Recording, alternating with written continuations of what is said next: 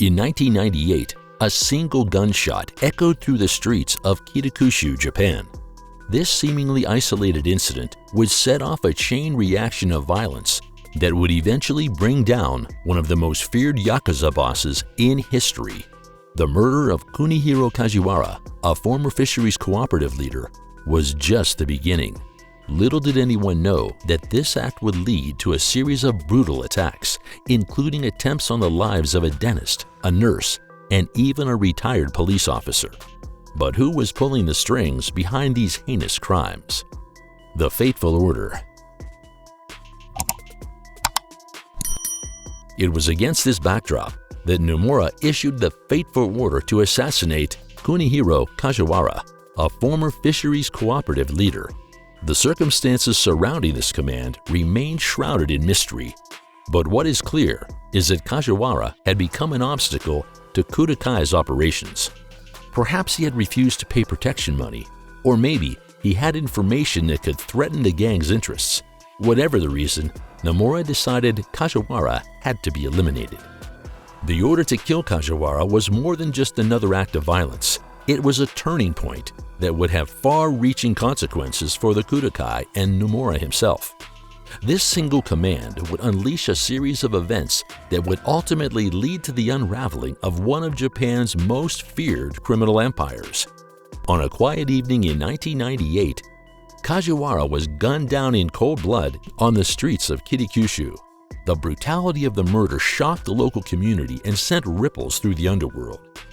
Kajiwara's death was a clear message from the Kutakai. No one was safe from their reach, not even ordinary citizens. Little did Nomura know that this act of violence would be the first domino to fall in a sequence that would eventually lead to his own downfall. The murder of Kajiwara would set off a chain reaction, drawing increased scrutiny from law enforcement and ignite a series of retaliatory attacks that would spiral out of control. As we delve deeper into the aftermath of this killing, we'll uncover how a single act of brutality triggered a cascade of events that would ultimately bring the mighty Satoru Nomura to his knees. While Kajiwara's murder shocked the community, it was only the beginning of Nomura's reign of terror. A trail of civilian targets. For decades, the Yakuza had operated under an unwritten code known as Kitaji, which forbade violence against civilians. This code allowed organized crime groups to maintain a semblance of social acceptance in Japan, positioning themselves as protectors rather than threats to their communities. However, Satoru Nomura and his Kutakai syndicate were about to shatter this long-standing tradition. In a brazen departure from Yakuza norms, Nomura orchestrated a series of attacks on non-Yakuza targets, each more shocking than the last. The first major incident occurred in April 2012, when a retired Fukuoka prefectural police officer was shot multiple times in broad daylight. This attack sent shockwaves through both law enforcement and criminal circles. Targeting a former police officer was unprecedented, crossing a line that even most hardened Yakuza bosses had previously respected. But Nomura wasn't finished. In May 2014, a local dentist became the next victim of the Kutakai's expanding reign of terror. The connection between this seemingly random target and Nomura's previous crimes soon became clear. The dentist was a relative of Kunihiro Kajiwara, the murdered fisherman's union chief. This attack demonstrated the lengths to which Nomura would go to eliminate anyone even remotely connected to his enemies, regardless of their involvement in the criminal underworld. As the community reeled from these brutal assaults, another inexplicable attack occurred. In January 2013, a nurse was viciously stabbed in the head by Kutakai members. The brutality of the assault was shocking enough, but the motive behind it would prove even more disturbing. Unlike previous victims, this nurse had no apparent connection to Nomura's enemies or law enforcement. The truth, when it finally emerged, was as bizarre as it was horrifying. The nurse had been targeted because Nomura was dissatisfied with a penis enlargement procedure she had performed on him. This revelation not only exposed the depths of Nomura's depravity, but also highlighted the complete disregard for human life that had come to characterize the Kutakai under his leadership. These attacks on civilians marked a significant escalation in Yakuza violence, prompting legal experts to label Nomura's case as unprecedented. The public outcry was deafening, with many Japanese citizens reevaluating their perception of the Yakuza. No longer seen as dark, but ultimately predictable elements of society, groups like the Kitakyushu were now viewed as genuine threats to public safety. As the trail of citizen victims grew, so did the pressure on law enforcement to bring Nomura to justice. The stakes were higher than ever before, and the eyes of the nation were fixed on the upcoming legal battle. The question on everyone's mind was clear. Could the Japanese legal system finally hold a Yakuza boss accountable for the actions of his subordinates? And in doing so, strike a decisive blow against organized crime in Japan. As the nation held its breath, law enforcement faced a daunting challenge. How do you bring down a Yakuza boss who seems untouchable? The walls close in. For years, Yakuza bosses had operated with near impunity in Japan. The complex structure of organized crime syndicates made it difficult to directly link leaders to criminal acts carried out by their subordinates. This legal loophole had long frustrated prosecutors and allowed powerful figures like Satoru Nomura to maintain a facade of legitimacy while orchestrating heinous crimes from the shadows. But as the Kodakyu's reign of terror escalated, public sentiment towards Yakuza violence underwent a seismic shift. The unprecedented attacks on civilians, including a former police officer, a dentist, and a nurse, sparked widespread outrage and demands for justice. The pressure on authorities to act decisively against Nomura and his organization reached a fever pitch. In response, the Fukuoka Prefectural Police launched a comprehensive investigation into Nomura and the Kitakyushu. This massive undertaking involved 62 hearings and a testimony of 91 individuals, including former gang members and police officers.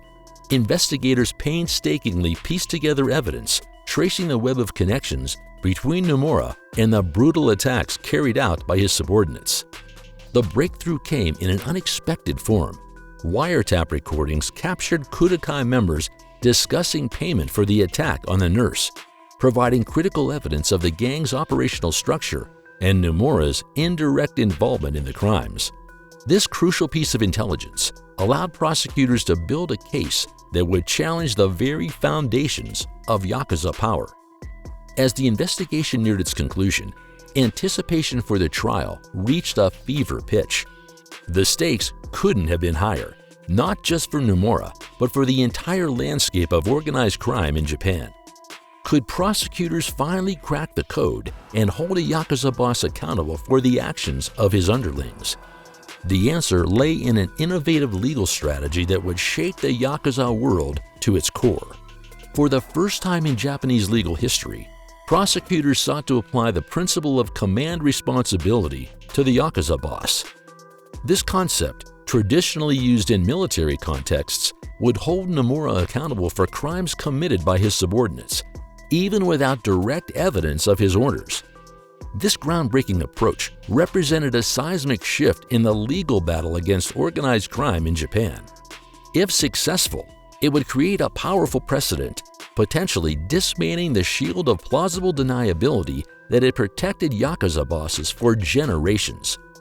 As Nomura's trial approached, the eyes of the nation were fixed on the courtroom, wondering if this would be the moment that finally brought one of Japan's most feared crime lords to justice. A verdict that shook the underworld. But it was the sentence that truly stunned the nation. Judge Adachi described Nomura's actions as extremely vicious, handed down the ultimate penalty, death. The severity of the sentence underscored the gravity of Nomura's crimes and the court's determination to send a powerful message to organized crime syndicates across Japan. Nomura's reaction was as chilling as it was defiant. Rising to his feet, he locked eyes with Judge Adachi and declared, "I asked for a fair decision. You will regret this for the rest of your life." The thinly veiled threat hung in the air, a stark reminder of the danger Nomura still posed, even in defeat. The verdict and Nomura's ominous response sent ripples of fear through the Japanese legal system. Concerns for Jagedashi's safety prompted immediate police protection, highlighting the ongoing influence of the Yakuza, even in the face of such a significant legal defeat. As Nomura was led away in handcuffs, the implication of this landmark case began to sink in. The successful prosecution of a Yakuza boss of Nomura's stature marked a potential turning point in Japan's battle against organized crime. The question now was whether this precedent would lead to the dismantling of other powerful syndicates, or would it spark a dangerous backlash from the underworld? The conviction of Satoru Nomura sent shockwaves through Japan's criminal underworld, signaling a potential sea change in the fight against organized crime. This landmark case not only brought a notorious Yakuza boss to justice, but also set up a powerful legal precedent that could reshape the very foundations of Yakuza operations. The aftermath of Nomura's downfall has accelerated the decline of Yakuza membership, which has plummeted from 180,000 in the 1960s to a mere 26,000 active members today. This sharp decrease reflects a broader societal shift, as the Japanese public grows increasingly intolerant to organized crime's presence in their communities. As law enforcement agencies gain confidence from this high-profile conviction, experts predict a surge in aggressive tactics against Yakuza syndicates. The days of Yakuza bosses operating with impunity may be numbered, forcing these organizations to adapt or face extinction in a rapidly changing Japan.